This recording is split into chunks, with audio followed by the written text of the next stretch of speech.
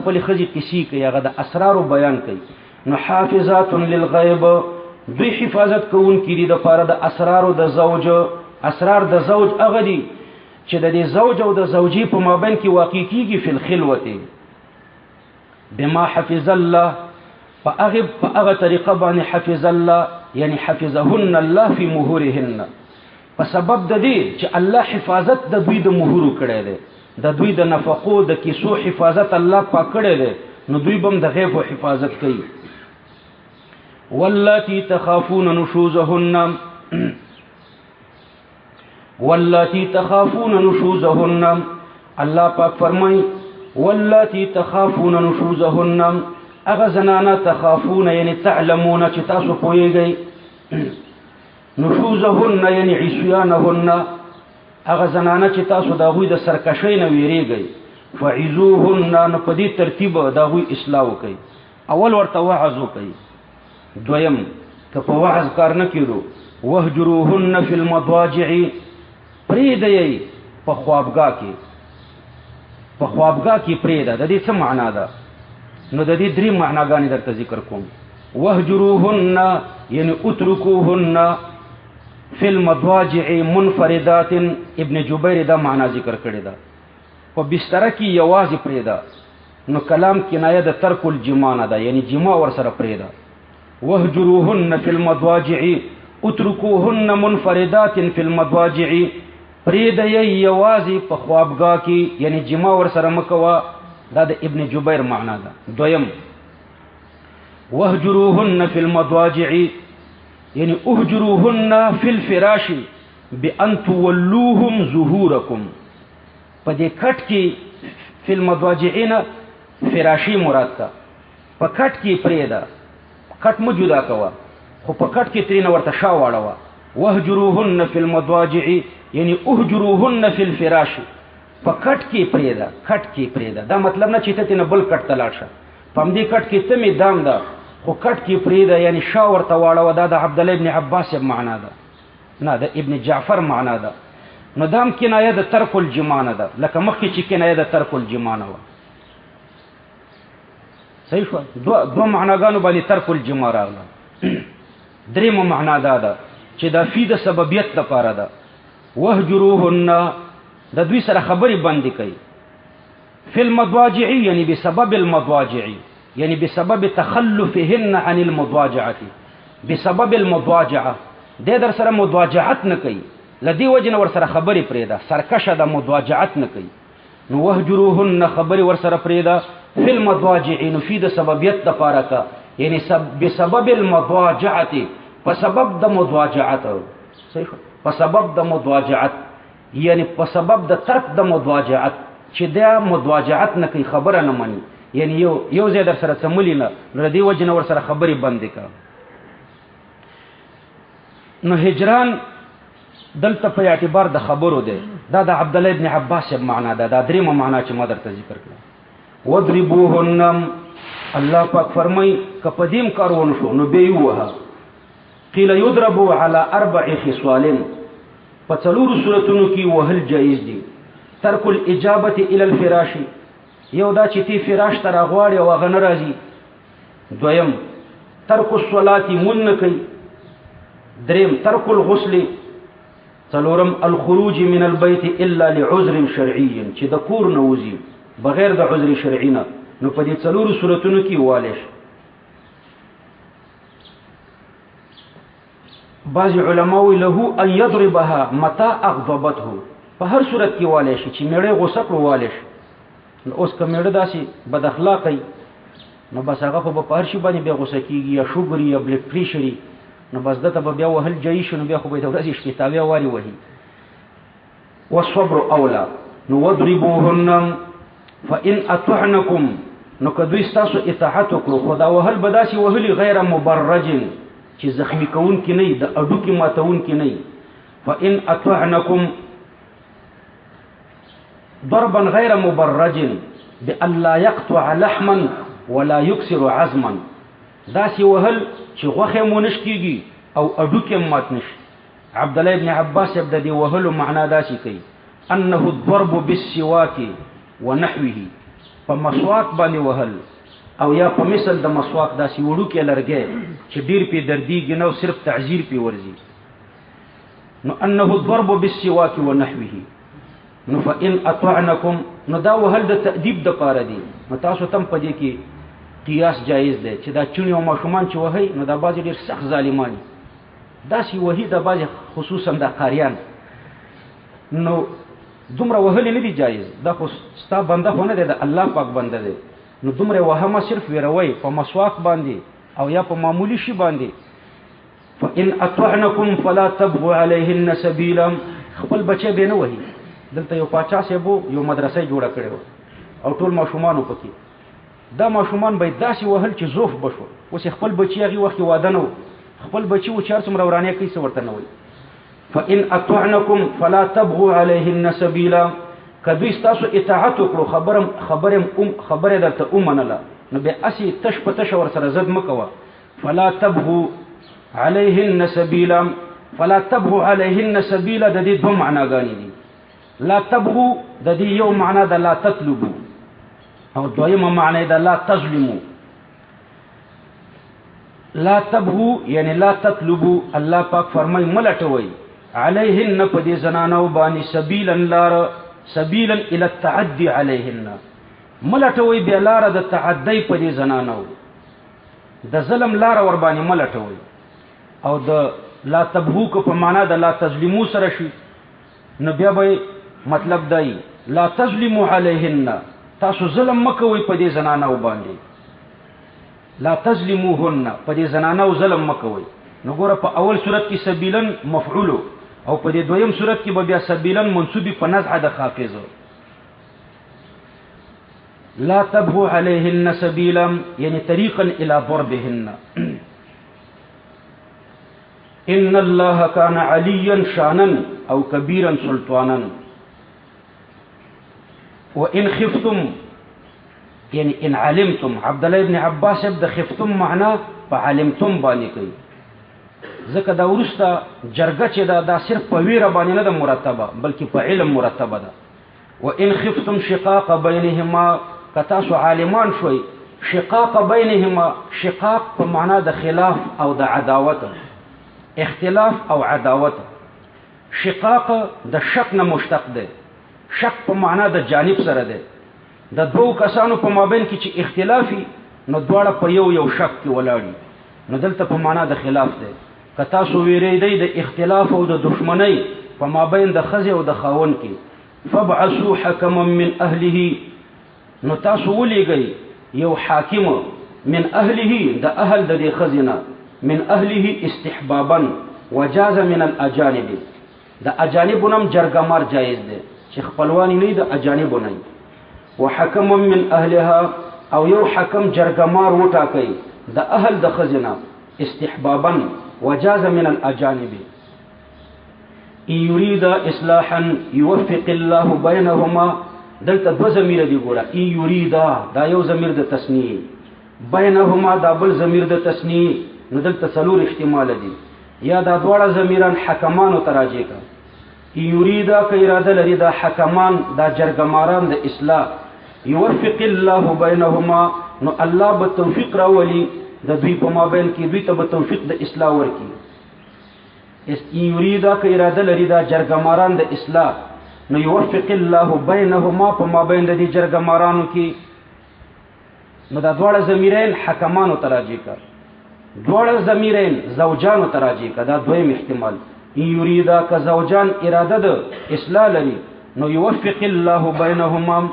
د یوفقی معنا به درته ذکر کوم موافقت برا ولی الله پاک د دوړو د دې زوجانو په مابین کې دریم اول یریدا دا ضمیر حکمانو تراجی کا او بینهما ضمیر زوجانو تراجی کا دا دریم احتمال څلورم د دې عکس چې اول ضمیر زوجانو تراجی کا او دویم حکمانو تراجی کا نو څلور وړه معناګانی صحیح دي یوفق الله بینهما توفیق اصل د توفیق د موافقت نه ده موافقت المساوات في امر من الامور توي نو فالتوفيق اللطف الذي يتفق عنده فعل الطاعه يوفق الله بينهما موافقت براولي الله پاک د دې دوړو په مابین کې یا به توفیق د موافقت الله پاک ورته ورکړي. ان الله کان علیما خبیرا واعبدوا الله ولا تشركوا به شيئا، د الله عبادت وکړئ ولا تشركوا به شيئا، او د الله پاک سره مشرک وي شيئا هیڅوک، شيئا یعنی شرک ما، واعبدوا الله د الله عبادت وکړئ ولا تشركوا به، او د الله سره شرک مکوئ. شيئا یعنی شرک ما، نو مفعول مطلق شو کنه. لا تشركوا شرک ما، لک شرکم مکوئ، معمولی شرکم مکوئ، بوی د شرکم په دین کې مراولئ، نو دا مفعول مطلق. او یا شیئا مفعول به ده، لا تشركوا به د الله سره مشرک وي شیئا هیڅوک. وبالوالدین احسانا، او الله واحسنوا بالوالدین احسانا وبذل قربا، او د خپلوانو سره احسان کوي. دا آیات خو مخکې تیر شوی. والیتاما، د یتیمانو سره احسان کوي. والمساکین، او د مسکینانو سره احسان کوي. والجار ذل قربا، او د هغې ګاونډي سره ذل قربا چې خپلوان دی وي، نو خپلوان دیم دی ګاونډی دیم دی، د سره احسان کوه. والجار الجنوب، او هغه ګاونډی چې بیګانه دی، ګاونډی دی اگر چې پردی دی خو ستا ګاونډی دی، نو د هغه سره احسان کوه. والصاحب بالجنب، او نیکی کوئ د هغې ملګري سره چې په څنګ کې وي، د څنګ د ملګري سره. والصاحب د ملګري سره بالجنب چې په څنګ کې وي، ملګری چې په څنګ کې وي. نو د دې نه ټوله دنیا مراده ده، د سفر ملګری، د حضور ملګری، د کاروبار شریکی، د یو اقا دوه غلامان، دا د څنګ ملګری دی. هم استاذه، د یو استاذ دوه شاګردان، د یوې مدرسې دوه طالبان، یا استاذ او شاګرد. دارنګي پیر بیان، د یو پیر دوه مریدان، یا پیر او مرید. دارنګي ملما، دا ټول پکې داخل شو، دا ټول ملګري د څنګ دي، نو د دوی سره احسان کوئ.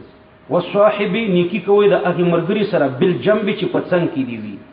نو د مدرسې طالبان، د یوې مدرسې طالبان د الصاحب بالجنب دي، د یوې خانقاه مریدان د الصاحب بالجنب دي. دارنګي استادان او طالبان د الصاحب بالجنب دي. دارنګي یو بس کې په یو ګاډي کې سورلی سفر کوي، د الصاحب بالجنب دي.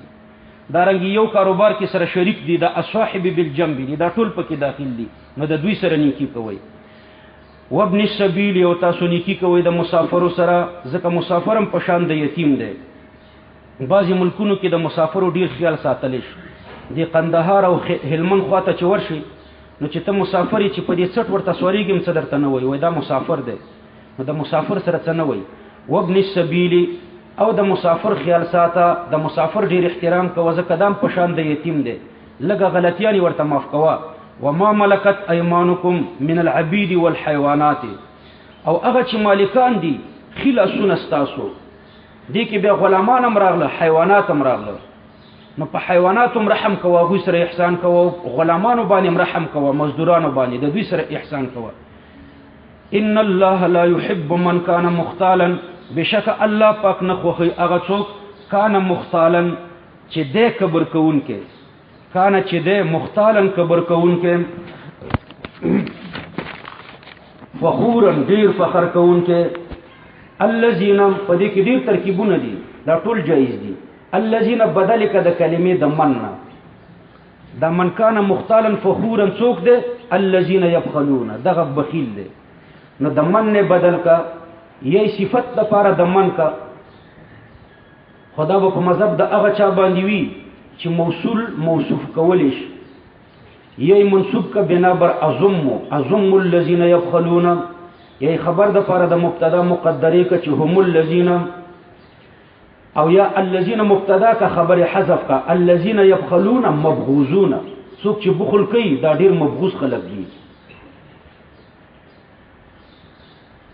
نو دلته الله پاک دو لفظ ذکر کړه، ګوره مختالا یعنی کبر کون کې متکبر، او فخورا فخور چاته وي يعد مناقبه تعاظما، ځان ورته لوی ښکاري. او کبرجن هغه چاته وي چې بل څوک ورته وړوکی ښکاري. الذين يبخلون ويأمرون الناس بالبخل ويكتمون ما آتاهم الله من فضله، دا هغه خلق دي يبخلون چې دوی بخل کوي. ويأمرون الناس بالبخل، او خلق تم امر کوي په بخل باندې. ويكتمون ما آتاهم الله من فضله، او دوی پټي هغه چې الله دوی ته ورکړی دی د خپل فضل نام. ما آتاهم الله د دین یا مال مراد دی یا د پیغمبر صلی الله علیه وسلم صفاتونه مراد دي. واعتدنا للكافرين عذابا مهینا ما تیر کړه کافرانو ته عذابا عذاب مهینا سپکون کې یعنی من يبخل ويأمر الناس بالبخل فهو كافر. څوک چې خپلم بخل کوي او خلکو تم امر په بخل باندې کوي ويكتمون ما آتاهم الله او کتمان کوي نو دا کافر دی. وكل كافر له عذاب مهين هر کافر د پر عذاب مهین دی. نو دغه دریو صفات ولو د پر عذاب مهین دی. والذین ينفقون اموالهم هغه کسان چې هغوی نفقه کوي خپل مالونه رئاء الناس د پر د خودنی خلقو ته حال د ضمیر د ينفقون نه یعنی مرائین الناس خلقو ته ځان کوي. ولا يؤمنون بالله او دوی ایمان نه لري په الله ولا بالیوم الاخر او نه په ورځ اخرنۍ باندې. ومن يكن الشیطان ندلتم خبر مقدر کا چې مبغوزون دا خلکم مبغوزون دي او یا د مخکینی الذين پشان د دې ترکیبونه او کزه کدا پاغي ورحتف دي. ومن يكن الشیطان او هغه څوک چې وی شیطان دلره قرینا مرګره صاحبا وخلیلا فساء قرینا نو ډیر بد ملګری دی دا شیطان. وماذا عليهم او څه نقصان به په دې کفارو باندې. استفهام په معنا د انکار سره دی یعنی هیڅ نقصان به بیانو. لو امنوا بالله کچرت دوی ایمان راوړی وي په الله ماذا کې مې د ترکیبونه کړیو والیوم الاخر او ایمان راوړی وي په ورځ اخرنۍ باندې. وانفقوا مما رزقهم الله او دوی خرچه کړی وي د بعضی هغه مالونو چې الله دوی ته ورکړي دي نو د دوی به څه نقصان شوی او هیڅ نقصان به نه شوی. استفهام انکاری دی. وکان الله بهم او دی الله پاک په دوی باندې علیما عالم.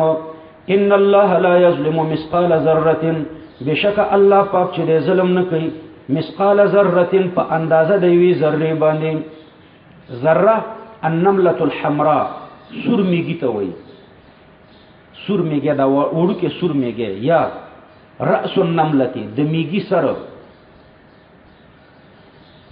او دخل ابن عباس يده في التراب د دې آیات د تفسیر د پاره عبد الله ابن عباس رضی الله عنه یو ورځ خاورې په لاس کې راواخیسته ثم نفخ فيه به پکړي فقال به فرمایل چې كل واحد من هؤلاء ذره په دې هوا کې چې کوم شی والوتو دا ذرې دي. نو مثقال ذره په اندازه د وی ذره. وان تکو کې دا ضمیر ذره ته راځي کا ان تکو ذره کوي دا ذره حسنه نیکی یضاعفها الله به د مسلمان د پر دو چند کی. او یاد دي تکو ضمیر مثقال ته راځي کا ان تکل مثقال خدا تانیث په اعتبار د دې سره وی چې د دې معنا دا زنه ذره د مثقال معنا دا زنه وزن زنه مؤنث ده کنه نو تکو کې ورته ضمیر د مؤنث راځي. کچرتوی دا مثقال په معنا د زنه په معنا د وزن حسنه وزن خو مذکر ده زنه کدا نیکی وی یضاعفها الله به د چند کې د پاره د مسلمان. ويؤتي من لدنه او وربك الله پاک د خپل جانب نه اجرا عظیما اجر لوی. فكيف اذا جئنا من كل امه بشهيد فجئنا فكيف نفاف فصیحیه ده په مقدر باندې دلالت کوي. هغه مقدره جمله داسې ور سره ولګوه اذا كان كل قليل وكثير يجازى عليه چې کله هر قلیل او کثیر پاغي باندې الله جزا ور کوي نو فكيف حالهم اذا جئنا څنګه به حال د دوی. حالهم مبتدا ده او کیف ورته خبر مقدر ده نو حالهم رسته مقدر کا او یا يصنعون رسته مقدر کا د کوفیانو په نيز. فكيف يصنعون دوی به بیا څه کوي څنګه به حال د دوی یا به څه کوي. اذا جئنا اذا په هغه وخت کې جئنا چراولو من كل امه بشهيد د هر پخوانی امتنا بشهيد یو شاهد د هر امتنا یو شاهد راولو چې دا به نبی وي او یا به په دې امت کې ولی وي. وجئنا بك او موږ به راولو راوستل بو کو پتا باندې علی هؤلاء په دې امت محمدی باندې شهیدا شاهد یعنی هر پیغمبر به خپل امت شاهد کو او تا به په دې امت محمدي شاهد کو، تا به په دې خپل امت شاهد کو. یوم اذن دا ظرف متعلق تر یود پورې دی، دی ورسته یود پورې. یوم اذن کې دا تنوین عوض دی د جملتین او سابقتین نه. یوم اذن دو جملې مخکې ذکر شوې. اذا جئنا من كل امه بشهيد ودا جمله وا، وجئنا بك على هؤلاء شهيدا دا دویمه جمله وا. نو یوم اذن یعنی یوم اذا جئنا من كل امه بشهيد وجئنا بك على هؤلاء شهيدا، چې کله موږ د هر امت نه یو گواه راولو په دې امت او تا په دې خپل امت گواه کو، نو په دې ورځ کې به یود الذین کفروا، نو په دغه ورځ کې به ارزو کوي الذین کفروا هغه خلق چې هغوی کفر کړی دی، وعصوا الرسول او نافرمانی کړې د رسوله، نافرمانی د پیغمبر کړې ده. لو تسوا دا مفعول د پاره د یود ده کلوی مصدریه شي. لو تسوا بهم الارض لو تسوا بهم الارض کاش کې چې همواره شوی وي په دوی باندې د ازمکه لکه مړی، کاش کې چې همواره شوی وي په دوی باندې د ازمکه کل موتا، یعنی کاش کې دوی مړه وي. دویمه معنی ده کاش کې چې همواره شوی وي په دوی باندې ازمکه، یعنی بقو ترابا من غیر خلق، کاش کې دوی هم داسې خاوره وي او الله پاک نه پیدا کړي. او یا لو تسوا بهم الارض کاش کې دوی زناور وي، ځکه دا څاروي په آخرت کې خاور شي. ولا یکتمون الله حدیثا او دوی بنه پټي د الله نه خبره، ځکه نه بشي پټولې. د قیامت لپاره ډیر مواقف دي، په بعضي مواقفو کې به دوی خبره پټي او په بعضو کې به بیا خبره نشي پټولې. وان کان ذو عسرة دا خو د مدیون او مقروض په باره کې دا دوه ځله راغلی. دا ما چې کوم آیات کریمه درته تلاوت کړو وان کان ذو عسرة فنظرة الى میسرة، دا د نفقې په باره کې دی، د قرض په باره کې مشته، خو د نفقې په باره کې راغلی دی. یا ایها الذین آمنوا مخکې بیان د امر بالعبادت مطلقا او دلته الله پاک بیان د عبادت خاصه کوي چې هغه مونځ دی. یا ایها الذین آمنوا لا تقربوا الصلاة وانتم سکارى، لا د شراب حرمت نو راغلی. صحابه کرامو شراب سکلیو او عبد الرحمن ابن عوف رضی الله عنه مانځه ته مخکې کړو، هغه په مانځه کې دا آیات کریمه داسې تلاوت کړو چې لا اعبد ما تعبدون کې لا پرې خودو. نو بیا الله پاک دا آیات کریمه نازل کړو چې نشئ نو مونږ ته منځ دی کیږي، د نشئ په حالت کې مونږ ته منځ دی کیږي. د دې نه معلومیږي چې د بهوشۍ په حالت کې یا د نشئ په حالت کې چې د سړي د خلینه کلمه د کفر ووځي په هغې نه کافر کیږي. یا ایها الذین آمنوا لا تقربوا الصلاة، اے مؤمنانو منځ دی کیږي مونږ ته. دلته دوه معناګانې درته ذکر کوم او په دې دوه معناګانو باندې دوه فقهي مسلې مرتبې دي اختلافي. اوله د امام صاحب د مذهب مطابق چې د الصلاة نه عین صلات مراد ده، مسجد نه ده مراد ده. لا تقربوا الصلاة منځ دی کیږي عین مونږ ته. وانتم سکارى حال دا چې تاسو نشئ. سکارى جمع د سکران ده.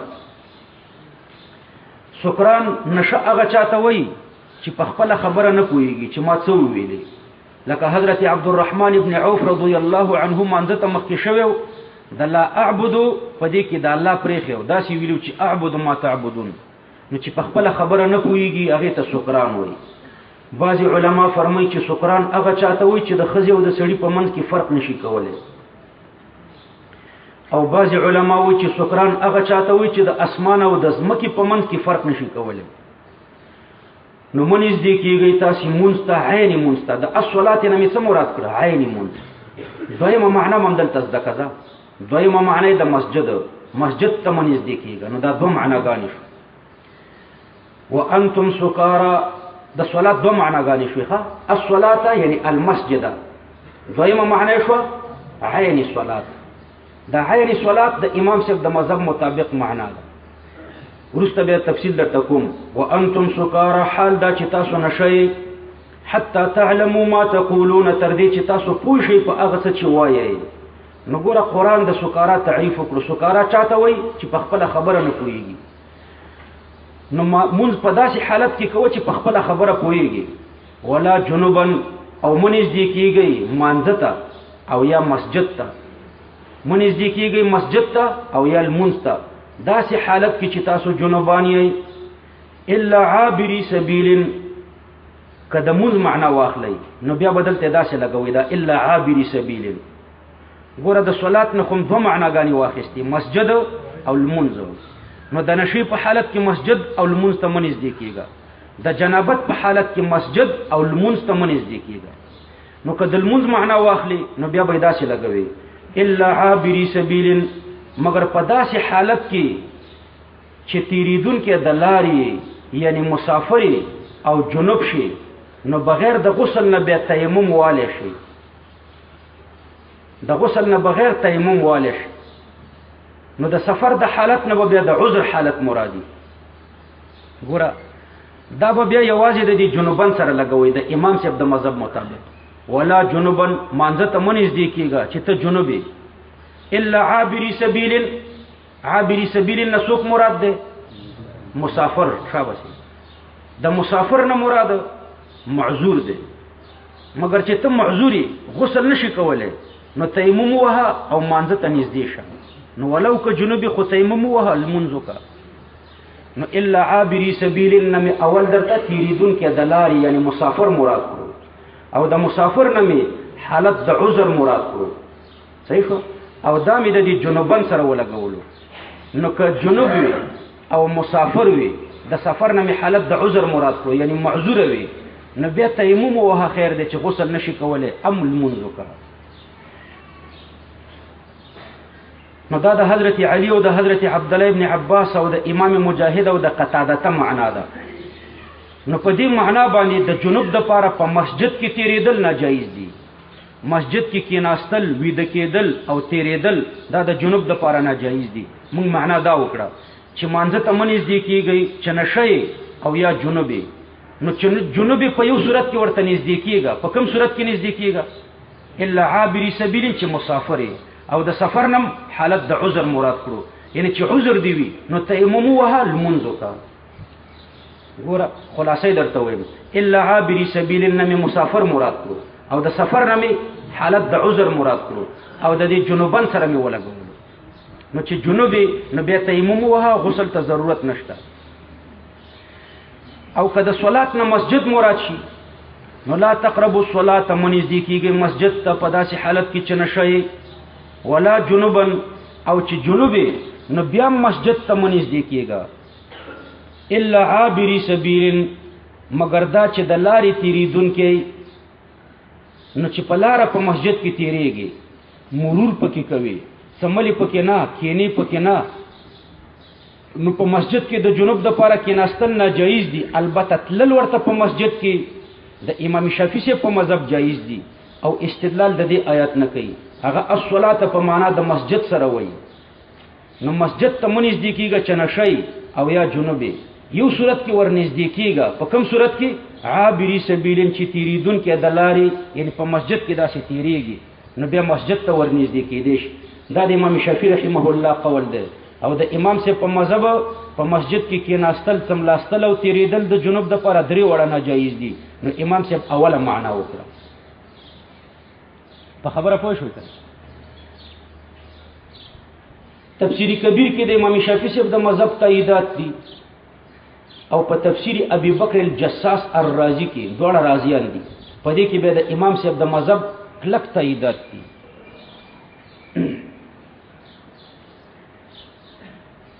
حتى تغتسلوا تردي چې تاسو غسل وکړئ. وان كنتم مرضى تفسير لما اجمل في الاستثناء. الا عابري سبيل حتى تغتسلوا. نو تیمم د کوم کسانو د لپاره جایز دی؟ مخکې اجمال راغلو د تیمم، اوس د تیمم تفصیل الله پاک کوي چې د یو څو کسانو د لپاره تیمم جایز دی. وان كنتم مرضى، ګوره عابري سبيل نه حالت د سفر مراد دی او د حالت د سفر نه حالت د عذر مراد دی. د هغه حالت د عذر الله پاک تفصیل کوي. وان كنتم مرضى کتاسو مریضان وای او علی سفر او یا په سفر کې وای او جاء احد منكم من الغائط او یا راغلو یو تاسو من الغائط لبیدیانا، بیدیا دشتنا غایت المکان المطمئن من الارض، مطمئن ازمکی ته وای، جمع غیتان راځي. بیا بے اودسی ته غایت وای، تسمیه الشی باسم مکانه. بے اودسی چې دا یعنی وړي او غټي بولې دا په مکان مطمئن کې کیږي. او یا راغلو یو کس تاسو د مکان مطمئن د بيدیان راغلو، او لامستم النساء. لامستم د دې په تفسیر کې دوه قول دي. یو قول پکې دا دی چې د او لامستم النساء انا جما مراده ده، او یا تاسو جما وکړه چې دا حدث اکبر دی. دا د حضرت علی او د عبد الله ابن عباس او د قتاده او د مجاهد او د حسن بصری او د امام اعظم ابو حنیفه رحمهم الله ورضی الله عنهم دغه معنا ده چې لامستم النساء د دې نه څه مراد ده؟ جما. نو د دوی په نسبت باندې مس المرأه ناقضه د پاره ده او دس نه ده. خالی ګوتی ورول خزی ته او دس نه ماتي، بلکې او دس په جما ماتيږي. نو غټه به او دسی په جما راځي، او خالی په ګوتی ورول باندې او دس نه ماتيږي. مس المرأه ناقضه د پاره ده او دس نه ده. نو د لامستم النساء د دې معنا دوی کوي په جما باندې.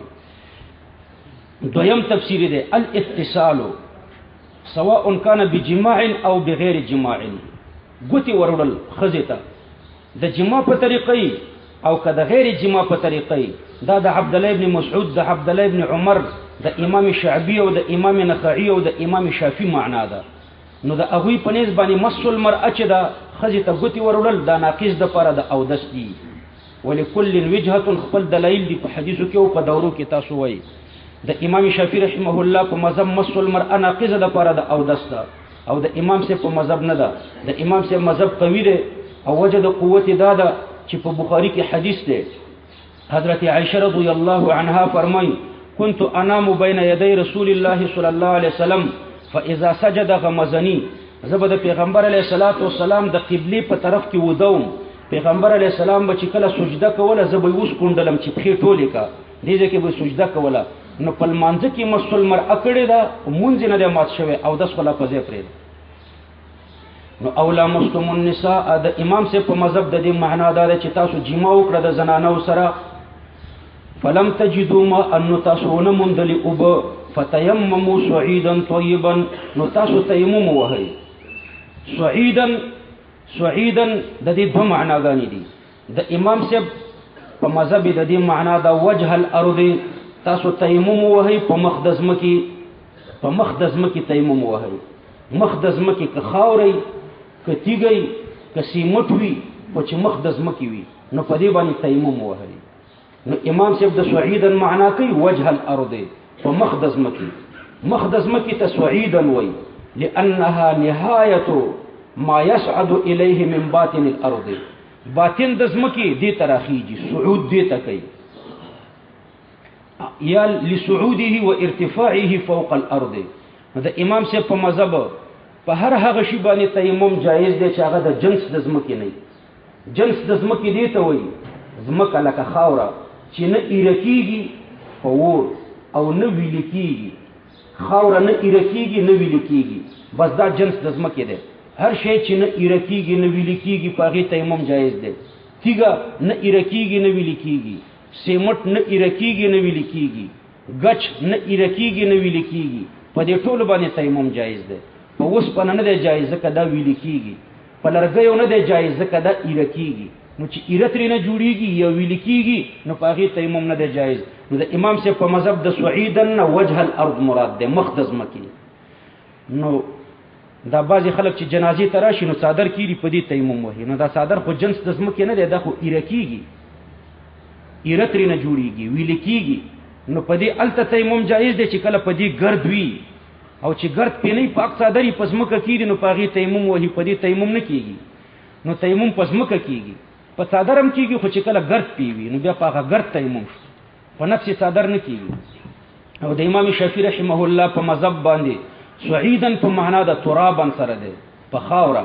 نو داغه په مذهب یوازې په خاوره تیمم جایز دی، په تیګه نه دی جایز. نو خوې تیګه چې ګرد پینې په دې تیمم جایز دی. خوې تیګه صعيدا طيبا. طيبا دا مطلب چې پاکه تیګي یعنی نجس نه، پاک وجه الارض چې پاکه نجس نه. فامسحوا بوجوهكم وايديكم. نو تاسو مسح وکي په خپل مخونو باندې. دو ضربې دي، ضربة لوجهه وضربة ليديه الى المرفقين. دو ضربو باندې تیمم ده، یو باندې به لاس په مخ راکاږي او په بله ضربه به لاسونه مسح کی تر څنګلو پورې. ان الله کان عفوا غفورا، بشک الله پاک چې ډیر زیات بخون کې او مهربان دی.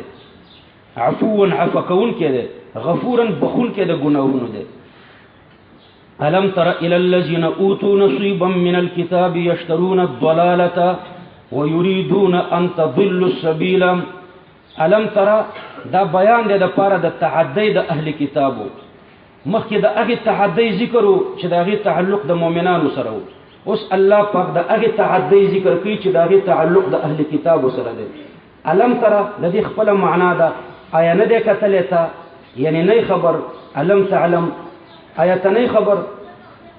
الى الذين فاغير رفاعي ابن زید او مالک ابن دخشم باندې اوتل نصیبا من الكتاب چې ورکړل شوی دی دوی ته برخه د کتاب د الکتاب نه تورات مراد ده. یشترون الضلاله دوی اخلی گمراهی، ويريدون اراده لري دوی ان تضلوا چې ورکه کړي د تاسو نم السبیل حق لارم. دوی دا اراده لري چې تاسو نم حق لار ورکه کی. والله اعلم باعدائكم، الله خبر ده باعدائكم تاسو په دشمنانو د منافقانو د يهودونو. وكفى بالله وليا، او کافی ده الله پاک دوست. وكفى الله خدا بای پکې زائد کړه. كفى الله ایذانا بان الكفايه من الله ليست كالكفايه من غيره. ودې کې الله خبرداري دي خبرې تور کوي چې د الله کفایت د الله کافیواله داسې نه ده لکه د بندگانو کافیواله. د الله په کافیواله او د بندگانو په کافیواله کې شک ده، فرق ده پکې. وکفا بالله نصيرا، او کافی ده الله پاک مددگارم. ومن الذين هادوا د بعض د هغه خلقونه چې يهود دي يحرفون الكلمه، اړوي دوی الکلمه خبرې د شریعت او محمدي اوصاف. د کلم نه مراد هغه جملې د شریعت دي او هغه جملې دي چې د پیغمبر علیه الصلاۃ والسلام صفات پکې ذکر شوي دي. نو يحرفون اړوي دوی الکلمه هغه جملې چې شریعت قوانین د دین پکې بیان شوي دي یا د پیغمبر علیه السلام صفات پکې ذکر شوي دي. عن مواضعه هی ضمیر دی کلمه تراجه ده. لزاینو د دې کلمونه، لزاینو د دې خبرونه. دوی دا خبرې دا کلم اړي. اول به دوی تحریف معنوي کولو، کوشش به دا کولو چې د تورات په آیتونو کې تحریف معنوي وکړي. کله تحریف معنوي په وجه به د دوی مقصد نه پوره کېدو نو بیا به تحریف لفظي کولو، او که تحریف لفظي به ورته ممکن نه نو بیا به کتمان کولو. وتکتمون الحق، دا درې غلط کارونه دوی کول. تحریف معنوي لکه زموږ د زماني بدعتیان دوی تحریف معنوي کوي، نو يهودو به اول هم دا کار کولو. کدا به ورته نو ممکن بیا به تحریف لفظي کولو، کدا به نو ممکن بیا به کتمان کولو. ويقولون سمعنا، او دوی به ویلي سمعنا قولكم، زموږ ستاسو وینا واورېده. وعصینا، دا عصینا به په زړه کې ویلي یا به خفیتن ویلي، یعنی ومنو منلو حکم ستاسو. واسمع او واورا غیر مسمع، په داسې حال کې چې نه یې اورولې شوی، نه یې اورولې شوی، صيغه د اسم مفعول ده. غیر مسمع په داسې حال کې چې نه یې اورولې شوی. د دې لفظ دوه معناګانې دي. په یوه معنا کې تعظیم دی او په یوه معنا کې تحقیر دی. نو ذی وجهین لفظ استعمالولو. کدا معنی واخلئ چې واسمع واورا، زمون خبره واورا. غیر مسمع، الله دې در باندې غلطی خبرې نه اوري، نو دا بیا پکې تعظیم راغی. او دویمه معنی د تحقیر د کنځلې دي. واسمع واورا زمون خبره، غیر مسمع الله دې در باندې نه اوري، یا واورا الله دې در باندې ښه خبره نه اوري، نو دا بیا تحقیر دی. نو ذی وجهین لفظ به استعمالولو، دوی به دا د تحقیر معنا ترې نه مرادوله. وراعنا، راعنا د رعونت نه دی، د دوی په ژبه کې په معنا د حماقت. د راعنا دوه معناګانې دي، زمون مراعات وکړه، او یا د رعونت نه مشتق په معنا د حماقت، یعنی ای زمون احمقه. لین بالسنتهم، فتاوولو د ژبو، لین تاوولو ته وایي. لین حال دا چې خلیم بالسنتهم تاوول په ژبو د دوی دا الفاظ به تاوول په ژبو کې وطعنا فی الدین او په عیب ویلو سره په دین کې ولو انهم قالوا سمعنا کچرت دوی د مسلمانانو په شان باندې ذی وجهین لفظ نه استعمالوله دوی داسې ویلې وي چې سمعنا مونږ واورېدو سمعنا په عرف کې په معنا د عجبنا سره ده د عرفي معنا مراده ده مونږ ستا خبره ومنله واطعنا او مونږ ستا حکم ومنلو واسمع د غیر مسمعين په ځای خالی واسمع ویلې وي وانظرنا دراعنا په ځای وانظرنا ویلې وي لکان خیر لهم نو دا به د دوی لپاره ډیره بهتره وه واقوم او ډیره سمه به وه دا وینا واقوم او ډیره سمه دا وینا نو دا به د دوی لپاره ډیره ښه وه او ډیره سمه به وي ولکن لعنهم الله لیکن لرې کړي دي الله پاک دوی د خپل رحمت نه لعن بعد ته وایي د رحمت نه نو الله دوی د خپل رحمت نه لرې کړي دي بکفرهم په سبب د کفر د دوی فلا يؤمنون الا قليلا نو دوی ایمان نه راوړي الا قليلا قلیل صفت لپاره د قوم دی نو معنی دا ده لا يؤمنون منهم الا اقوام قليلون په دوی کې صرف لږ قومونه ایمان راوړي لکه عبد الله ابن سلام رضی الله عنه نو دا قلیل صفت لپاره د قوم شو لږ قومونه پکې ایمان راوړي او یا دا قلیل صفت لپاره د ایمان دی نو لا يؤمنون الا ایمانا قليلا دوی ایمان نه راوړي مگر لږ ایمان هغه لږ ایمان په تورات دی او زیات کفر دی په نورو پیغمبرانو په انجیل او په قرآن باندې د دوی کفر دی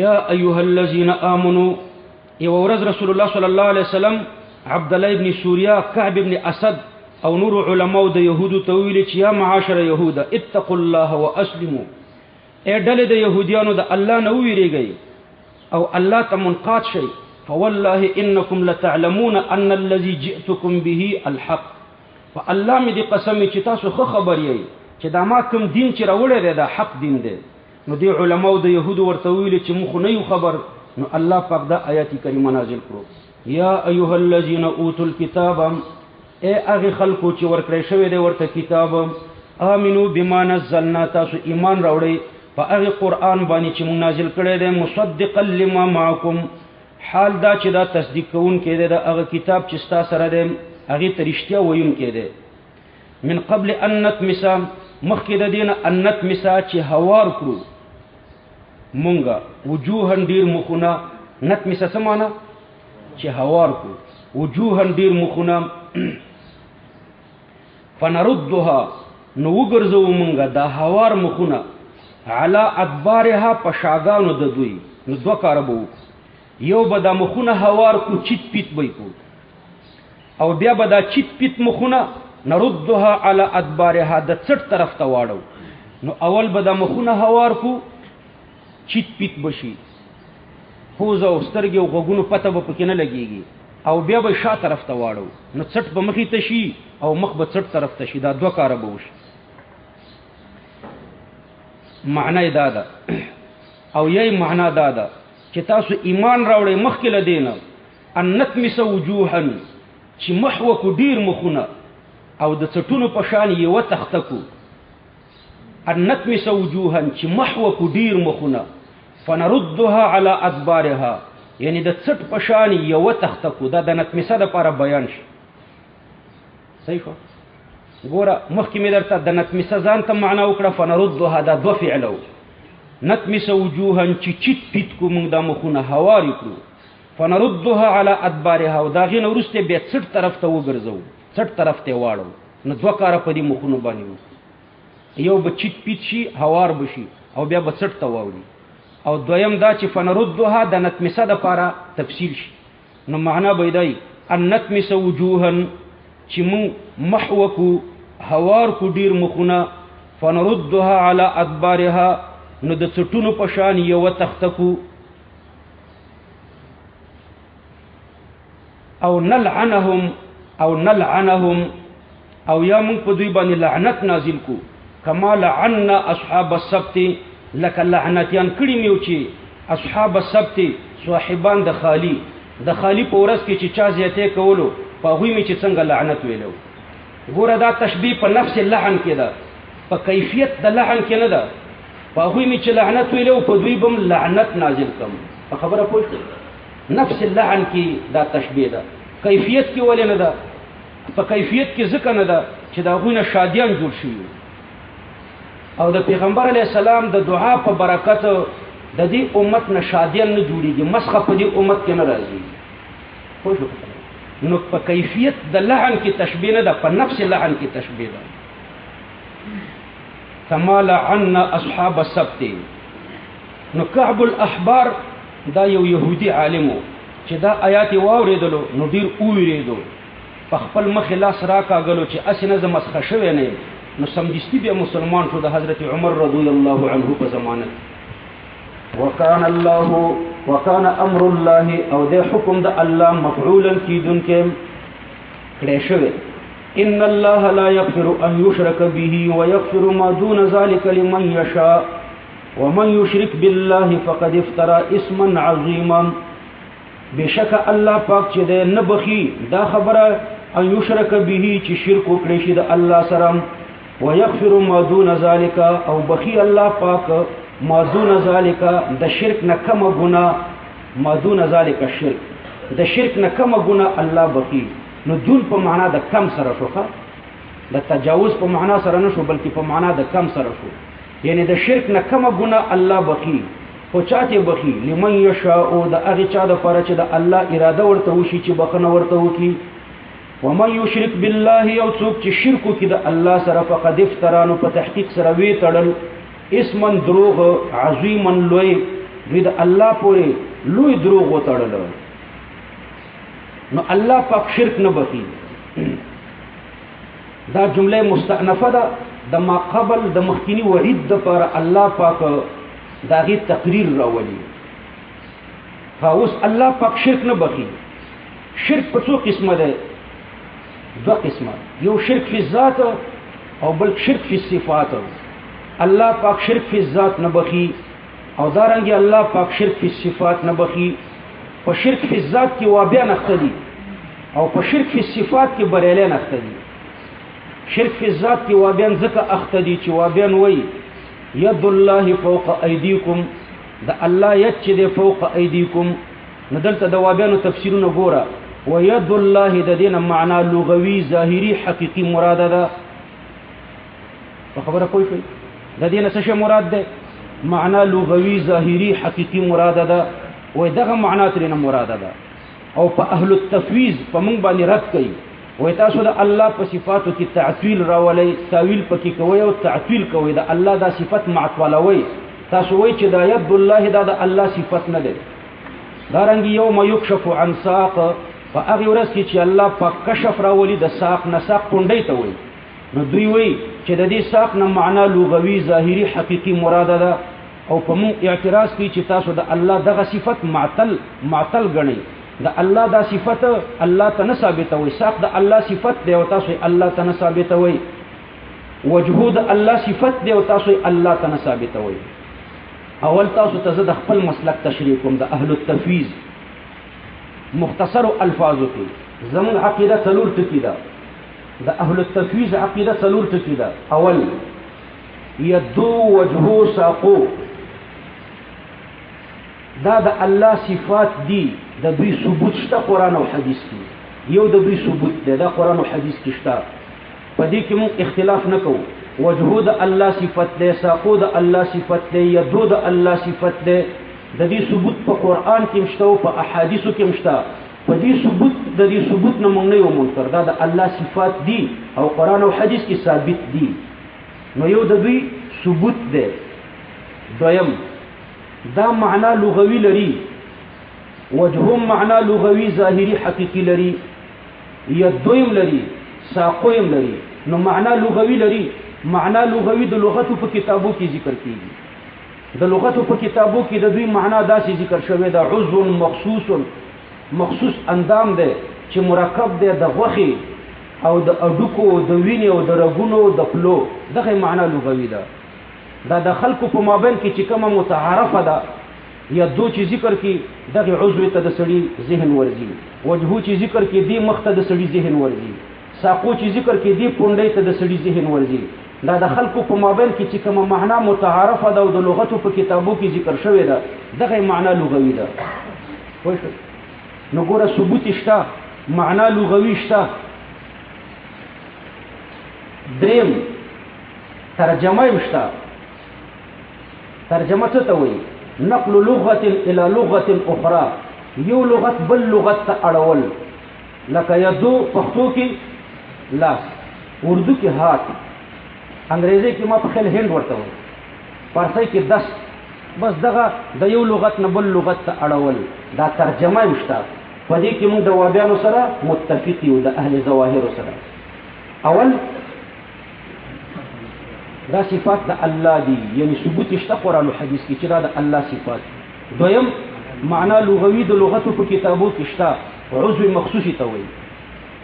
او دریم ترجمه یې شته. موږ دا نه وایو چې دا هر څه د الله په لاس کې دي، د الله په مخ راته پرېږده، داسې موږ وایو که نه؟ نو دا ترجمه یې شته. څلورم معنا مراده. معنا مراد څه ده؟ موږ وایو دا یوازې الله ته معلومه ده، وابیان وایي موږ ته معلومه ده. معنا مراد معلومه ده. اختلاف په دې څلورمه خبر کې ده. معنا مراد ید الله، د الله ید، د دې معنا مراد څه ده؟ الله ته موږ وایو چې معلومه ده، موږ ته نه ده معلومه. وابیان وایي موږ ته معلومه ده. پوه شوئ؟ وابیان څه وایي؟ موږ ته معلومه ده، او موږ وایو چې موږ ته نه ده معلومه. وجه دا ده چې مخ ګوره، د کتاب مخ، د موبایل مخ، د انسان مخ، د غوا مخ، د کوټې مخ، دې کې فرق شته که نه؟ زه چې وایم د کتاب مخ، نو ستا ذهن ته دغه دا راځي. د موبایل مخ، نو دا دې ذهن ته راځي. د انسان مخ، نو دا دې ذهن ته راځي. د کوټې مخ، نو دا دې ذهن ته راځي. د مخ معناګانې مختلفې دي. نو دارنګې د انسان مخ دا شو، د غوا مخ هغه شو، د خر مخ هغه بل شو، د موبایل مخ دا شو، د کتاب مخ دا شو. دا خو مونږ پیژنو، دم لیدلی دي. د الله مخ، نو د الله مخ مونږ نه دی لیدلی. پوه شو؟ نم اورېدلی، نم لیدلی، نه د محسوساتو نه دی مونږ نه دی لیدلی. او نه په شریعت کې بیان شوی دی چې څنګه مخ دی. د کتاب د مخ بیان خو بزر ته حکم چې داسې دی. نو د الله مخ مونږ نه لیدلی دی او نم اورېدلی، یعنی نه راته قرآن او حدیث کې بیان شوی دی چې د الله مخ څنګه دی. نو چې نه دی لیدلی وي او نه دی اورېدلی وي، نو څه به پرې پوه شي؟ نو د الله د مخ په معنا مونږ نه پوهېږو، په معنا مراد یې مونږ نه پوهېږو. دا لغوي ظاهري حقیقي معنا خو نه ده مراده، ځکه د دې په دې معنا باندې الله ته جسم ثابتېږي. او معنا مراد یې مونږ نه ده لیدلی او نم ده اورېدلی، نو مونږ ته نه ده معلومه. دارنګې یدو او ساقو کې هم دا مسله شوه. نو په دې څلورم ټکي کې اختلاف دی. مونږ وایو معنا مراد الله ته معلومه ده، مونږ ته نه ده معلومه. وابیان څه وایي؟ مونږ ته معلومه ده. ښه چې معلومه ده بیان یې کړه، وایي همدغه لغوي ظاهري حقیقي معنا مراده ده. څه شی مراد دی؟ همدا لغوي ظاهري حقیقي. ښه لغوي ظاهري حقیقي خو عضو ده که نه؟ عضو خو مرکب وي. نو الله پاک ته د اجزا ثابت کړو، او دا اجزا واجبات ممکنات نشي کېدی، ممتنعات نشي کېدی، دا به واجبات دي. تعدد د وجبو دي ومنلو که نه؟ او تعدد د وجبو شرک فی الذات دی. نو ځکه زه تاسو ته وایم چې وابیان مشرکین دي په ذات کې، شرک فی الذات راولي. الله ته اجزا ثابتوي. د الله د ید نه وایي څه شی مراد دی؟ لغوي ظاهري حقیقي، دغه معنا مراده ده. خو لغوي ظاهري حقیقي چې معنا دې مراده کړه، لغوي معنا خو دغه عضو ده که نه؟ او دا خو مرکبه ده، او مرکب خو د اجزاو نه مرکبي، یا د هیولاو د صورت نه، یا د اجزاو لا تتجزاو نه. دا اجزا ممکنات نه دي، ممتنعات نه دي، نو واجبات دي. نو اجزا دي واجبات کړه، تعدد د وجبو باندې دې قول وکړو، نو همدې ته شرک نه وایي، دې ته نور څه وایي؟ نو وابیان د توحید د سپر لاندې مشرکین فی ذات دي، د بریلیانو نه غټ مشرکان دي وابیان. په خبره پوه شوئ؟ د بلا کیف په سپر باندې در نظان خلاصوي چې په دې کې راګیر کی، نو لنډ درته وایي بلا کیف. بیا زمونږ طالب بیچاره ته د بلا کیف معنا نه ورځي، نو زه وایي ځان یې رانه خلاص کړو، بلا کیف یې ویلې. که وابي درته ویلې چې الله د ید نه ظاهري لغوي حقیقي معنا مراده ده، نو ته به ورته وایي چې ظاهري لغوي حقیقي معنا خو دغه عضو ده، نو بیا خو دې الله ته عضو ثابته کړه، نو سمدستي به درته وایي چې بلا کیف. نو مې پرېږده په بلا کیف کې، ورته وایي بلا کیف څه معنا؟ د بلا کیف معنا راته وکړه. د بلا کیف دوه معناګانې دي، ګوره زده یې کوي چې په مناظره پوه شئ. مختصر د الله صفات مې درته ټول په دوه ټکو کې خلاص کړی. بلا کیف څه معنا؟ د بلا کیف دوه معناګانې دي. د کیف یوه معنا ده کنه او حقیقت، دویمه معنا یې د تشخص. پوه شئ؟ د کیف یوه معنا ده کنه او حقیقت، دویمه معنا یې ده تشخص. نو وبي ته وایي بلا کیف څه معنا؟ که دی وایي چې د بلا کیف معنا ده بلا تشخصه، بلا تشخصه، نو د الله د ید معنا لغوي ظاهري حقیقي بلا تشخصه ده. بلا کیف یعنی بلا تشخصه، چې تشخص ونه لري داسې معنا خو موږ ته نه ده معلومه. موږ ته چې کومې معلومې دي د تشخص سره به موږ ته معلومې دي. موږ ته تشخصات معلوم دي، که ماهیات راته معلوم دي، ماهیات خو موږ نه دي لیدلي. به هر تقدیر موږ ته خو معلوم تشخصي. ته وایي چې بلا تشخصه، چې تشخص پکې نشته بیا خو نشو معلومه. نو څنګه دی اول کې ویلي چې معنی معلومه ده؟ وبي دوه کاره کوي، نو تناقض پکې راځي. یو طرف ته وایي معنی معلومه ده، همدا لغوي ظاهري حقیقي دغه معنا ده. بیا چې ورته وایي چې دا خو د الله جسم کړو، وایي بلا کیف. نو بلا کیف څه معنا؟ نو د کیف خو دوه معناګانې دي، یو معنی ده کنه او حقیقت، دویمه معنی ده تشخص. نو کته ته ویلي چې د کیف معنا د تشخص یعنی بلا تشخصه، نو بلا تشخصه معنا چاته معلومه ده غیر د الله؟ نو بیا خو معلومه نشوه. تا څنګه ویلو چې معلومه ده؟ یو طرف ته وایي چې معلومه ده او بل طرف ته وایي چې بلا تشخصه ده. نو موږ ته خو متشخصي یدونه معلوم دي چې تشخص لري. نو چې تشخص ونه لري داسې ید خو موږ ته نه دی معلوم. پوه شو په خبره؟ نو هم معلومه شو هم غیر معلومه شو. او کدی درته وایي وبي چې د کنه د کیف معنا ده کنه او حقیقت، بلا کیف یعنی کنه او حقیقت نه لري. نو کنه او حقیقت هم دې معنا ته وایي، یعنی معنا نه لري. نو یو طرف ته دا دلوي چې معنی شته ما ته معلومه ده، بل طرف ته وایي د سره معنا نه لري. بلا کیف یعنی معنا نه لري. کله کیف نه مراد کنه او حقیقت یعنی معنا واخلي، نو بلا کیف یعنی معنا نه لري. نو یو طرف ته وایي چې معنی شته ما ته معلومه ده، بل طرف ته وایي چې معنا نه لري. لدی وجنا دوی حیرانی کې نور خو په مسله ان شاء الله چې پوه شوي. نو مونږ وایو دا د الله صفات دی او ثابت دي، معنا لغوي ظاهري حقیقي شته خو هغه نه ده مراده. صحیح شو؟ او دارنګه ترجمه هم شته خو معنا مراده یوازې الله ته معلومه ده، مونږ ته نه ده معلومه. دارنګه وابیان یو طرف ته وایي بلا کیف، بلا کیف یعنی کیف نه لري. بل طرف ته د امام مالک قول پیش کوي. امام مالک سے فرمایي والکیف مجهول، یعنی کیف شته خو مجهول دی. د امام مالک قول پیش کوي والکیف مجهول، ماغینه خدا معلومیږي چې کیف شته خو مجهول دی. او توابی وایي چې بلا کیف. نو امام مالک قولم دوی به کله پیش کوي. نو به هر تقدیر دوی مشرکین فی الذات دي.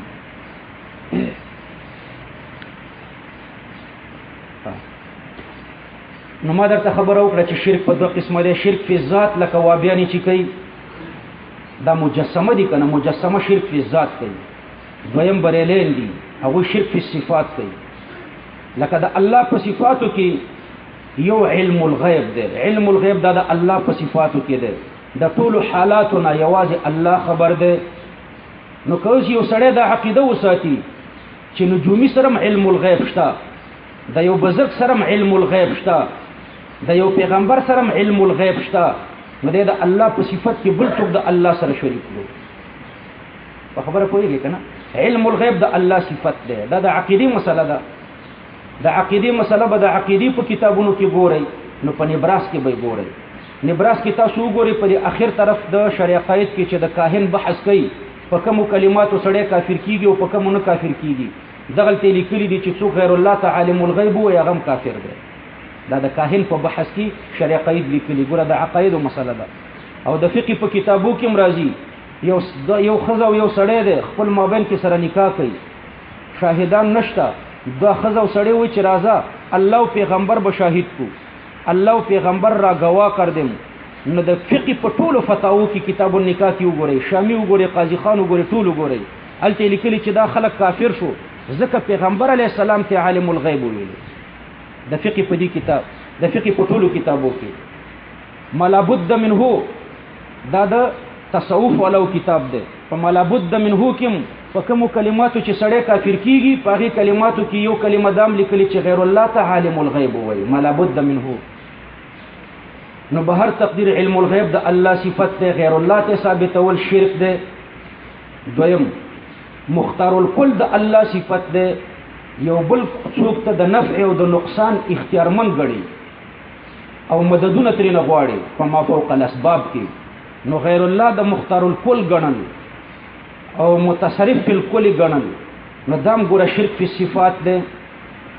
دارنګه شرک فی العبادت، غیر الله ته سجده کول، سجده عبادت ته غیر الله ته کوي، د غیر الله په نوم نظر منل، نظر عبادت ته د غیر الله په نوم مني. د بزرگ په قبر ناز او نیاز کې خودل، طواف کول د قبر نه، طواف هم عبادت ده.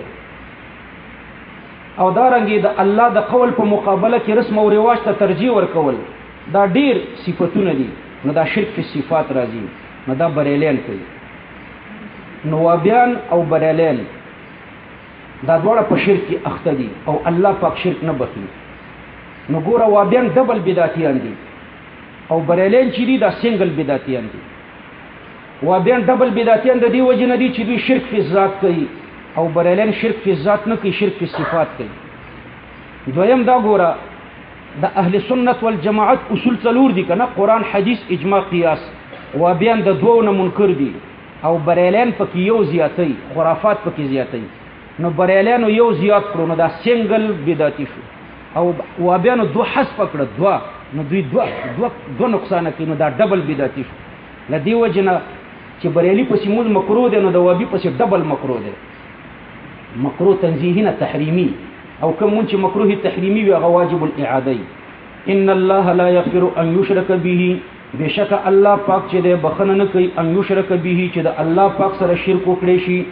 ويغفر ما دون ذلك، دون دا په معنا د کم سره ده، یعنی د شرک نه کم ګناهونه الله پاک بخي. دلته یو اعتراض وسوکا چې شرک الله نه بخي، نو کفر به بخي. یو کافر د کفر په حالت کې مړ شو، په کفر مړ شو، نو الله خو دلته صرف شرک نه بخي. نو کفر خو شرک نه ده، کافر کله موحدی. دا سیکان نه دي، سیکان هم کافر دي او هندوان هم کافر دي. خدا سیکان به هندوانو ته وای دا مشرکان دي، بوتانو ته سجدي کوي، او موږ موحدین وای، موږ صرف الله د الله عبادت کوو. دا سیکان ځان ته موحدین وای. کافران خو دواړه دي، خو یو مشرکین دي او بل کافرین دي. نو کافر به الله پاک بخي، حالانکه کافر هم الله پاک نه بخي چې کله په کفر مړ شي. تاسو ورته جواب ورکړئ چې دلته د مشرک د نه بخلو ذکر دی، چې مشرک الله نه بخي. د کافر د نه بخلو ذکر الله په نورو آیتونو کې کړی دی. لکه مثلا الله پاک فرمای ان الذين كفروا وظلموا لم يكن الله ليغفر لهم. ګور الله پاک ته فرمای چې کافر ته الله بخنه نه کوي. دارنګه الله پاک په بل ځای کې فرمای ان الذين كفروا وصدوا عن سبيل الله ثم ماتوا وهم كفار فلن يغفر الله لهم. کفار ته الله مغفرت نه کوي. نو د کافر د نه بخلو ذکر الله په نورو آیتونو کې کړی دی. یا دا جواب ورته ښه جواب هم دا دی، یا داسې ووایه چې دلته مراد مطلق کفر دی. د عبد الله ابن عباس صاحب نه دلته یو روایت دی چې ان الله لا یغفر ان یشرک به، د دینه مطلق کفر مراد دی، خاص شرک نه دی مراد، بلکې مطلق کفر مراد دی. علامه خیالی خو به تاسو نه ویلی، دا وفاق ولا خو لري کړی ده. زه کراچۍ ته جامعة الرشید ته تللی وم، ډېره غټه مدرسه وه.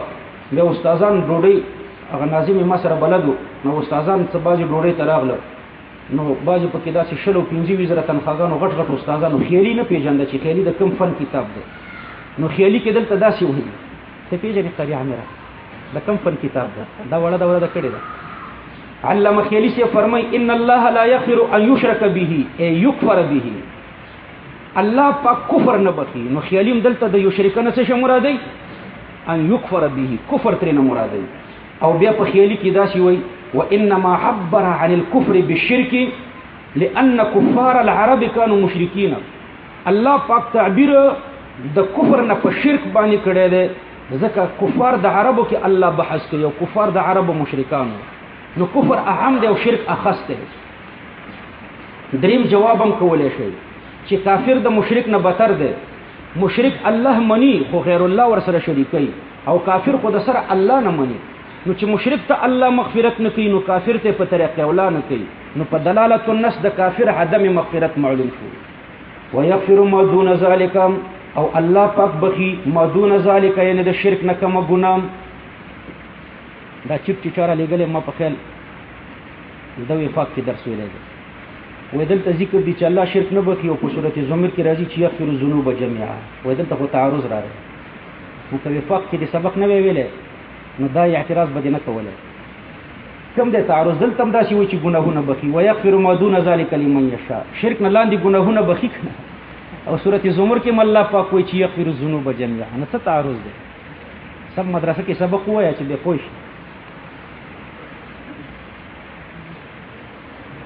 ويغفر ما دون ذلك ګره دا د شرک نه لاندې ګناهونه بخي او سورته زمر کې مو چې ګناهونه بخي یغفر الذنوب تعرض به الترات لې چې سورته زمر کې وی چې یغفر الشرک چې دا شرح غلې ويغفر ما دون ذلك الله پاک بخي د شرک نه کوم ګناه لمن یشاء هغه چاته چې د الله اراده ورته د مغفرت شي رد على المعتزله والخوارج فمعتزله او خوارج دا قوی رد ده هغه مرتکب د کبیره تکافر وای او الله مرتکب د کبیره بخي مؤمن ورته ویل ده لدی وجنه معتزله دلته بیا دومره لری تاویلات پکې کوي لکه تفسیری کشاف دلته ډیر بعید تاویلات کړي دي خو نه لګیږي ومن یشرک بالله څوک چې د الله سره شرک کوي فقد افترانو په تحقیق سره وی تړل اسما دروغ عظیما لوی الم تر الى الذين يزكون انفسهم الله پاک فرمای الم تر الى الذين اتا يهود رسول الله صلى الله عليه وسلم باطفالهم يهوديان خپل ماشومان رسول الله صلى الله عليه وسلم تراوړو فقالوا يا محمد هل على اولادنا من ذنب زمون د ماشومان باندې څه ګناه شته دا زمون ماشومان ګناګار دي فقال لا پیغمبر علیه السلام ورته فرمایل چې ناس تاسو د ماشومان نه دي ګناګار فقالوا والذي يحلف به فاغه اللهم د زمون قسمی چې هغه خلق قسمونه خوري ما نحن فيه الا كهيئتهم موږ د دې ماشومان په شان محسوم یو ما من ذنب نعمله بالنهار الا كفر عنا بالليل موږ چې د ورځې کوم ګناه وکړو د شپې راته الله معاف کوي وما من ذنب نعمله بالليل الا كفر عنا بالنهار او چې د شپې وکړو د ورځې راته الله معاف کوي دا رنګ نحن ابناء الله وحبه موږ د الله بچیو د الله دوستانیو نو داسې خبرې بدوي کولې الله پاک فرمای الم تر الى الذين آیات نګوري هغه کسانو ته یزکون انفسهم چې پاکوي دوی ځانونه خپل ځانونه پاکوي بل الله یزکی من یشاء بلکې الله پاکوي هغه څوک چې د الله اراده ورته وشي ولا یظلمون فتیلا او دوی سره به ظلم نه کیږي په اندازه د یو نری تار بعض علما فرمایي چې فتیل د کجوري په منځ کې چې کم نری تار ده او په اندازه د یو نری تار د دې په اندازه بم د دوی سره ظلم نه کیږي نو د دې معلومه شو چې د خپل ځان تزکیه د دنیوي اغراضو د لپاره ناجایز ده البته د دینی غرض د لپاره بیا جایز ده انظر کیف یفترون علی الله الكذب انظر الله پاک فرمایته وګورم کیف یفترون څنګه تړي دوی په الله پاک باندې دروغ وکفا به په الله دروغ تړي چې د ورځې ګناه راته الله د شپې معاف کوي او د شپې ګناه راته الله د ورځې معاف کوي نو په الله دروغ تړي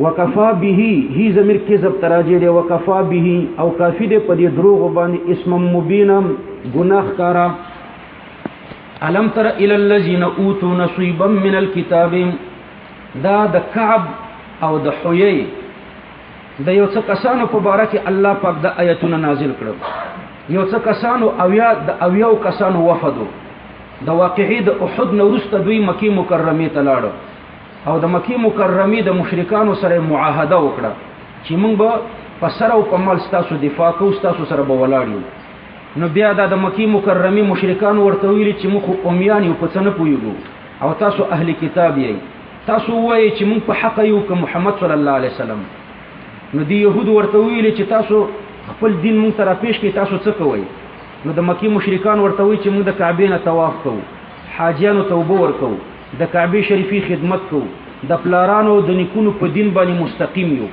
او دا محمد صلی الله علیه وسلم او د مرګری چې دی دوی نه د کعبه نه طواف کړي دي نه حاجیانو ته اوبه ورکوي او خپل دین پریخه د نوی دین ته داخل شوی دي نو دی يهوديان ورته ویل چې قسم په الله تاسو په حق یې او به د دې مکی د مشرکانو د لپاره بوتانو ته سجدي وکړي نو الله فرمای الم تر الى الذين آیت نه ګوري هغه خلکو ته اوتو نصیبا من الكتاب چې ورکړې شوی دا غوي ته برخه د کتاب یؤمنون بالجبت والطاغوت یؤمنون او ایمان لري بالجبت په بوتانو باندې والطاغوت یو په شیطانانو باندې جبت فی الاصل اسم صنم دا د یو بوت نومو ثم استعمل في كل معبود غير الله هر معبود غیر الله هغه ته اوس جبت وای طاغوت كل باطل معبودا او لا ګوره د جبت او د طاغوت په مابین کې دا فرق چې جبت معبود دی او طاغوت باطل دی معبودی که غیر معبودی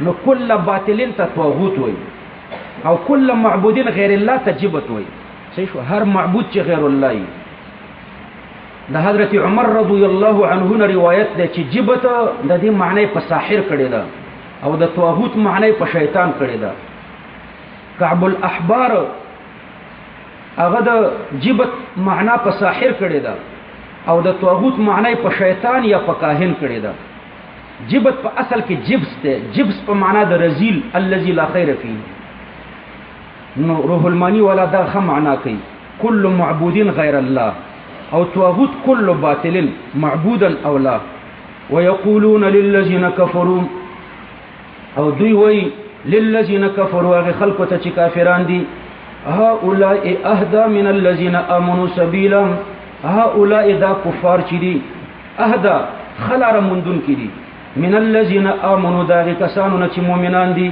سبيلا لجهه دلاري اولئکم دا حکم کون کی په غروالی د کفارو اولئک الحاکمین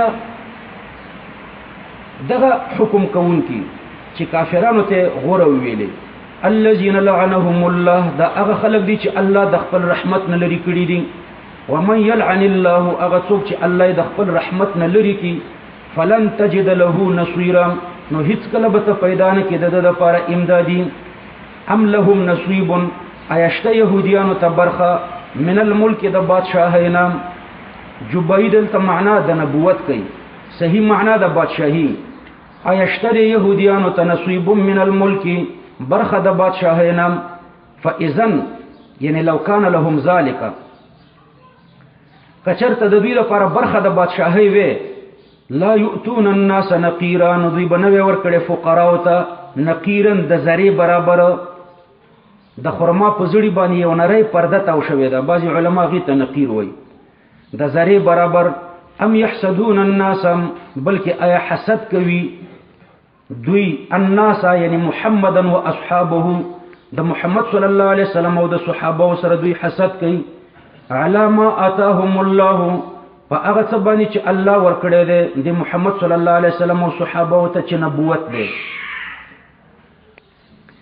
من فضله د خپل فضلنا فقد آتینا آل ابراهیم نو په تحقیق سره الله فرمای ما ورکړو آل د ابراهیم علی السلام ته الکتاب تورات زبور او انجیل دم آل د ابراهیم علی السلام ته ورکړو والحکمت شرعی علوم او عمیق اسرار دم آل د ابراهیم علی السلام ته ورکړو وآتیناهم او ورکړو مو آل د ابراهیم علی السلام ته ملکن عظیما سلطنت ډیر لوی لکه داود علیہ السلام په دوی کې بادشاہ او سليمان علیہ السلام په کې بادشاہ نو آل د ابراهیم دا دو قسمه ده یو د اسحاق طرف نه ده یو د اسماعیل د طرف نه ده نو مخکې د اسحاق په طرف کې پیغمبري و او اوس د اسماعیل په طرف کې پیغمبري راغله دواړه آل ابراهیم دي فمنهم یعنی من جنس هؤلاء الحاسدین د جنس د دې حسد کوونکو نه من آمن به بعض هغه خلق دي چې ایمان راوړی دی به یعنی بمحمد یا ضمیر محمد تراجه کا د دې حسد کوونکو نه باز داسې خلق دي چې په محمد صلی الله علیه وسلم ایمان راوړو لکه عبد الله ابن سلام صاحب کعب الاحبار او دا رنګ ډیر يهودو چې مسلمانان ومنهم من صد عنه او بازي په دوی کې داسې دي اعرض عنه چې د پیغمبر علی السلام د منلو نه مخ واړول د پیغمبر علی السلام د منلو نه مخ واړول وکفا بجهنم او بس د دوزخ سعیرا لمبی وهون کې ان الذين كفروا بآياتنا بشک هغه خلق چې کفر کړي دي زما پایتونو باندې سوف نسلیهم زرد چنن بوبا سوم دوی نارن ورتا کلما نضجت جلودهم هر کله نضجت چې پاخشي وسوځيږي جلودهم د دوی پوستکی بدلناهم نو بدلو مونږ دوی ته جلودن غیرها پوستکی غیر له اغزړو پوستکو دا غینه بغیر نور پوستکی ورته بدل کو چې تازه عذاب ورته ملاو شي ليذوقوا العذاب د دې لپاره چې وڅکي دوی عذابم ان الله كان عزيزا حكيما بشک الله پاک چې ډیر غالب او د حکمت والا دی والذين آمنوا وعملوا الصالحات سندخلهم جنات تجري من تحتها الأنهار خالدين فيها أبدا لهم فيها أزواج مطهرة وندخلهم ظلا ظليلا ظلا ظليلا يعني په ګڼو سورو کې ګڼ سوري نور خدای دې آیات په معنی ان شاء الله چې خپويږي دا خو ډیر وری وشو ان الله يأمركم ان تؤدوا الامانات الى اهلها بشک الله پاک تاسو ته امر کوي ان تؤدوا چې وسپارئ الامانات امانتنا الى اهلها خپل اهل ته الله تاسو ته امر کوي چې وسپارئ امانتنا خپل اهل ته لکه چابیان د کعبه چې عثمان ابن ابي طلحه ته وسپارل شوی عثمان ابن ابي طلحه الشيبي د سره د کعبه شریفي د کوټي چابیان وی کلیګانی ور سره وی یو روایت داسې ده چې رسول الله صلی الله علیه وسلم چې کله مکه مکرمه فتح کړه نو عثمان ابن ابي طلحه الشيبي ته ویلي د سره چابیان وی چې د کعبه کوټه ما تخلاصه کړه چې زه پکې مونږ وکم هغه ورته ویلي چې د کعبه کوټه ته نه خلاصوم دا کمره کته ما منل چې ته د الله پیغمبري نو ما به در تخلاصه کړې وې نو حضرت علی ور باندې حمله وکړه لاس یې پیتاو کړو چابیان ترې نه واخیستې او پیغمبر علی السلام ته د کعبه کوټه خلاصه کړه پیغمبر علی السلام نه نوته لمونځ پکې وکړو به چې وروته حضرت عباس ورته و فرمایل چې یا رسول الله دا چابیان ما ته راکا د سقایت خدمت مونږ کو د ابي زمزم او به حاجانو ته مونږ ورکو دا خدمت ما ته حواله کا پیغمبر علی السلام چابیان بیرته امدی عثمان ابن ابي طلحه الشيبي ته ورکړي لیکن دا روایت کمزور ده د دې وجه دا چې فتح د مکی په اتم کال د هجرت وشو او د پشپغم کال د هجرت مسلمان شوه ده د صلح د حدیبیه وروسته د مدینه منوره ته تللو او الته په پیغمبر علیه الصلاۃ والسلام باندې ایمان راوړو د ډیر مخکې مسلمان شوه نو دا روایت ځکه کمزور ده نو پیغمبر علیه السلام چې په اتم کال د هجرت مکه فتح کړه حضرت عباس تمنا وکړه چې د کعبه چابیان د دنواله ماته راکا پیغمبر علیه السلام الله پاک دا آیات نازل کړو چې ان تؤدوا الامانات الى اهلها امانتونه خپل اهل ته حواله کړي نو چابیان واپس دته حواله کړي او تر قیامت د په اولاد کې دي تر نن پورې د په اولاد کې دي شان نزول خاص ده لیکن حکم عام ده معاملات د انسان په درې قسم دي یو معاملات د انسان دي د الله سره نو پدې کې ادا د امانت وکا پدې کې ادا د امانت الله ته وکا امتثال د اوامر د الله وکا او اجتناب د نواهی وکا د ګناهونو نه ځان وساته بل معاملات د انسان دي د نور انسانانو سره نو پدې کې ادا د امانات وکا دا غوي دیون ادا کا او دا غوي حقوق ټول ادا کا دا د اوی د امانتونو ادا کول دي او بل معامله د انسان د خپل نفس سره ده نو خپل اعضاء په داسې ځای کې مستعمل کړه چې الله پر خوشاليږي نو دا د خپل نفس سره په خپل نفس کې ادا د اماناتو ده نو ان الله یأمرکم الله تاسو ته امر کوي ان تؤدوا چې تاسو وسپارئ الامانات امانتنا الى اهلها خپل اهل ته نو د امارت مشرانو تم په دې کې لوی تنبیه ده چې انډیوالي مکوئ اهل ته اهل کار ته کار وسپارئ واذا حكمتم بين الناس یو چې کله تاسو فیصله کوئ په مابین د خلکو کې ان تحكموا بالعدل نو هغه دا چې تاسو فیصله په عدل باندې وکړئ ان الله بشک الله پاک چې دی الله اسم د ان دی نعم دا ورته خبر دی نعم يعظكم به هي ضمیر عدل تراجه دی نعم خشه يعظكم به چې پندر کوي په هغه سره تاسو ته بشک الله نعم خشه ده نعم خشه ده پکې مو وایا خشه يعظكم به چې پندر کوي په هغه سره تاسو ته